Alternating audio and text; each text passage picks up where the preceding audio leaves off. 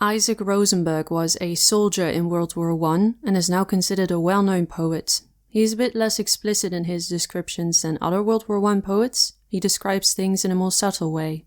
Break of Day in the Trenches is about a soldier sitting in a trench who plucks a poppy from its wall, and then a rat jumps on the soldier's hand. The soldier then addresses the rat, speaking of how the rat doesn't have to fight in the war or choose a side or even die for its country.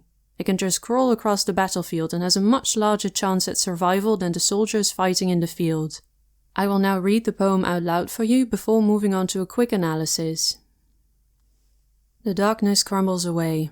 It is the same old druid time as ever. Only a live thing leaves my hand, a queer sardonic rat, as I pull the parapet's poppy, the stick behind my ear. Droll rat, they would shoot you if they knew your cosmopolitan sympathies. Now you have touched this English hand, and you will do the same to a German. Soon, no doubt, if it be your pleasure, to cross the sleeping green between. It seems you inwardly grin as you pass, strong eyes, fine limbs, haughty athletes. Less chance than you for life. Bonds to the whims of murder, sprawled in the bowels of the earth, the torn fields of France.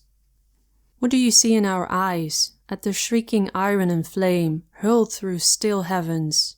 What quiver, what heart aghast, poppies whose roots are in man's veins, drop and are ever dropping, but mine in my ear is safe, just a little white with the dust.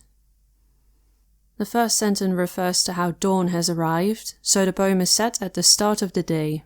Here, a rat jumps on the soldier's hand, and it is a strange rat, with a seemingly mocking smile on its furry face.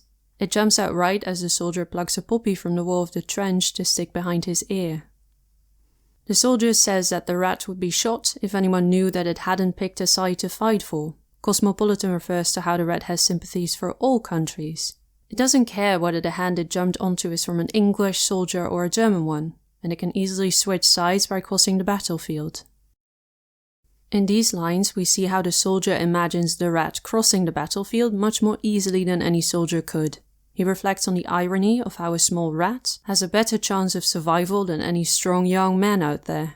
So many dead soldiers already lie in the fields of France. Sprawled in the bowels of the earth here refers to how many men have already been buried beneath soil. In the final lines of the poem, the soldier asks the rat, "What do you see in our eyes? What do we look like when faced with all the violence, fire and gunshots?" This sentence means, do you see us tremble, our heart filled with fear at all the horrors? This sentence refers to how poppies grew on top of graves in the battlefields of France. Men were buried in the earth, and then poppies' roots would grow from there on. The final sentence shows how the poppy that he tucked behind his ear is covered in dust, another reference to all the violence and misery that the soldiers had to endure in the trenches. I find it so interesting how this poet manages to describe such horrors so clearly in a more subtle way by letting his soldier in the poem address a rat. It is an important piece of literature that can help us remember all the atrocities of World War I. I hope this video was in some way helpful for you. For more videos like this one, head over to my channel Illustrated and Explained.